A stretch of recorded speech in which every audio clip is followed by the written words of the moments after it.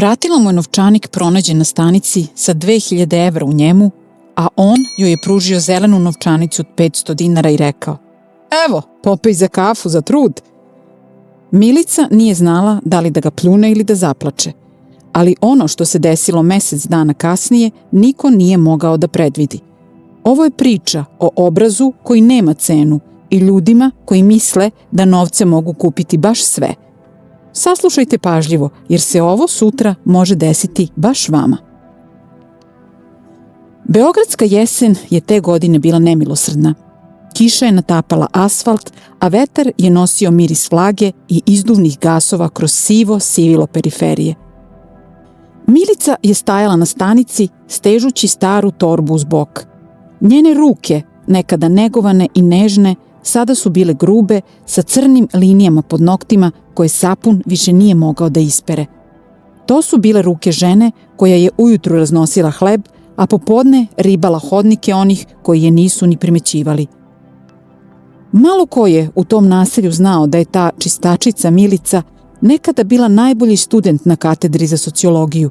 Imala je prosek skoro 10, bistar i snove koji su dosezali daleko izvan ovih oronulih fasada. Ali život ne pita za planove. Kada joj je suprug iznenada preminuo, a dugovi počeli da se gomilaju brže od suza, Milica je morala da donese odluku. Samo 2 ispita su je delila od diplome, ali dečija usta nisu mogla da čekaju ispitne rokove. Knjige su završile u kutijama na tavanu, a ona je uzela kantu i metlu.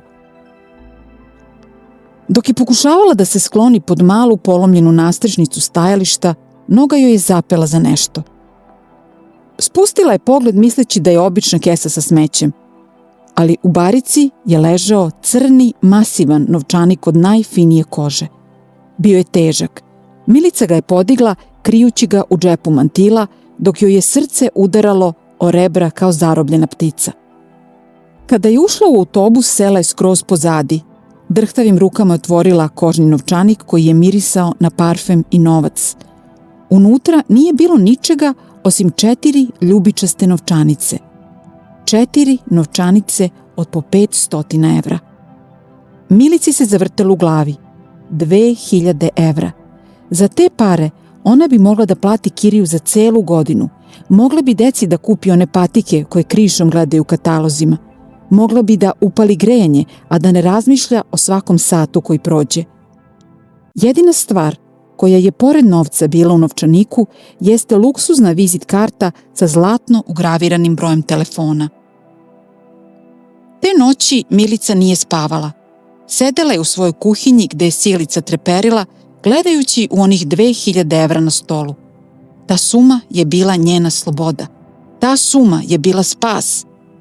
Ali, s druge strane, na zidu je stajala slika njene majke, žene koja je čitav život provela u poštenju uprkos bedi. Sve možeš da prodaš, Milice, ali obraz jednom kad prodaš, više ga ne otkupi ni za kakve pare. Odzvanjale su joj reči u glavi. U 6 ujutru, pre nego što je krenula na prvi posao, okrenula je broj. Halo, ko je to u ovo doba? Javio se grub, pospan glas. Dobro jutro, gospodine. Pronašla sam novčanik sa vizit kartom na kojoj je ugraviran vaš broj telefona. Da li znate nešto o tome? Upitala je. Da, Branko ovde. Izgubio sam crni kožni novčanik sa 2000 evra u njemu. Pronašla si ga? Rekao je glas sa druge strane žice, zvučeći dosta drsko i nevaspitano. Jesam, pronašla sam ga na autobuskoj stanici. Kad vam odgovara da se nađemo, da vam ga vratim? Nastavila je Milica i dalje ljubazno, ignorišući sagovornikov ne baš vaspitan način ophođenja. Dogovorili su se da se nađu u podne u jednom od onih restorana gde se kafa plaća kao Milicin celodnevni rad. Milica je došla u svojoj jedinoj čistoj jakni, osjećajući se kao sivi vrabac među paunovima. Branko ju je čekao. Bio je to čovek u skupom odelu sa satom koji je koštao kao njena 12-mesečna plata. Nije joj rekao ni dobar dan, samo je pružio ruku. Milica mu je dala novčanik. On ga je otvorio, prebrojao novčanice jednu po jednu, polako, kao da proverava da li ga je ova sirotinja pokrala. Kada je završio, izvadio je svoj drugi novčanik i izvukao zelenu novčanicu od 500 dinara, pljesnuo je o sto ispred nje. Evo, popi kafu. Poštenje se danas i onako više ne plaća, pa da ne kažeš da sam stipsa, rekao je uz podrugljiv osmeh. Milica je gledala u tu zelenu novčanicu. Osjetila je takvu navalu besa i poniženja da joj se na trenutak smrklo pred očima. On je upravo dobio nazad 2000 evra, a njoj je bacio 500 dinara, kao psu kost. Zadržite vaših 500 dinara, gospodine Branko, rekla je glasom koji nije drhtao, iako je u njoj sve vrištalo. Donela sam vam novčanik jer sam ja čovek, a ne zato što sam gladna, vaše milostinje. Vidim da ste vi izgubili mnogo više nego što je stalo u taj novčanik, ali, na vašu žalost, to se ne može kupiti novcem. Ustala je i izašla, dok su joj ostali gosti restorana zbunjeno posmatrali. Celim putem do kuće je psovala sebe. Plakala je u autobusu, misleći na isključenu struju i na to kako je mogla da bude mnogo pametnija i da zadrži pare. Mesec dana koji su sledili bili su najteži u njenom životu. Nije imala za kiriju, gazda joj pretio iseljenjem. Deca su bila prehlađena, a apoteka je postala luksuz koji nije mogla da priušti. Svaki put kad bi uzela metlu u ruke, pomislila bi na onih 2000 evra i proklela svoje poštenje. Pitala se gde je taj Bog o kojem svi pričaju i zašto se uvek kola lome na onima koji su dobri. Ono što Milica nije znala jeste da je Branko onog dana u restoranu bio šokiran. Niko mu se godinama nije obratio na taj način. Niko nije odbio njegov novac. On je bio čovek koji je verovao da svako ima cenu. Tih mesec dana on nije mirovao. Pokrenuo je privatnu istragu. Želeo je da sazna ko je ta žena. I saznao je sve. Saznao je za njene studije sociologije, za prosek 9,8, za smrt muža, za bolesnu decu i za svaku zgradu koju je oribala da bi im kupila hleb. Saznao je i za ona 2 ispita koje su stajala kao nepremostiva planina između nje i dostojanstvenog života. Jednog utorka, dok je Milica čistila stepenište u zgradi jedne velike osiguravajuće kuće, prišao joj je čovek u odelu. Gospođo Marković, molim vas, pođite sa mnom, direktor vas čeka. Milica je pretrnula. Šta sam uradila?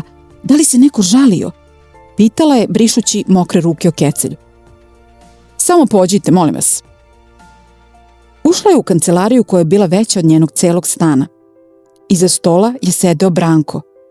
Ali ovaj put nije imao onaj podrugljiv osmeh. Izgledao je ozbiljno, skoro skrušeno. Milice, sedite, rekao je tiho. Proveo sam poslednjih mesec dana gledajući vaše ocene sa fakulteta, gledajući spisak zgrada u kojima radite i gledajući vašu decu kako se igraju u onom dvorištu koje prokišnjava. Milica ga je prekinula, ponosna i ljuta. Špijunirali ste me? Zar vam nije bilo dosta što ste me ponizili u restoranu?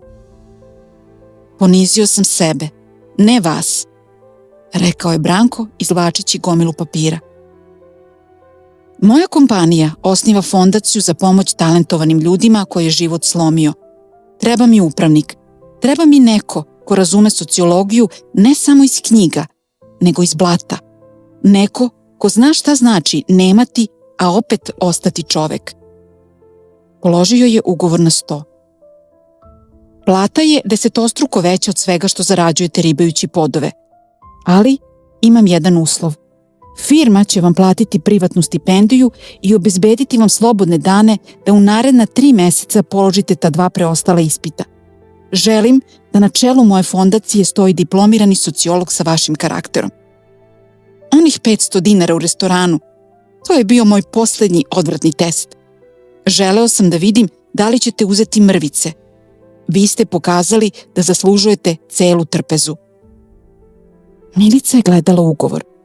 Gledala je u čoveka koji joj je pre mesec dana bacio 500 dinara, a sada joj je pružao ruku spasa. Nije mogla da izgovori ni reč. Samo je potpisala, a suze su kvasile papir, brišući svu muku i bol proteklih godina. Izlazeći iz zgrade, Milica više nije bila čistačica Milica. Bila je žena kojoj je vraćen ponos. Kiša je i dalje padala, ali njoj se činilo da sunce nikada nije jače sijalo, jer na kraju dana poštenje se ipak isplatilo, samo je bilo potrebno da prođe kroz vatru. Dragi moji, nadam se da vas je ova priča podsjetila da se u trci za novcem najlakše izgubi duša, ali da je poštenje valuta koja nikada ne gubi vrednost. Možda vam život trenutno nudi mrvice, ali ne zaboravite, vi vredite mnogo više. Hvala vam što ste i večeras podelili ovo vreme sa mnom. Pišite mi u komentarima da li ste ikada bili u situaciji da birate između novca i obraza. Čuvajte svoju svetlost i vidimo se u sledećoj priči. Vidimo se između redova.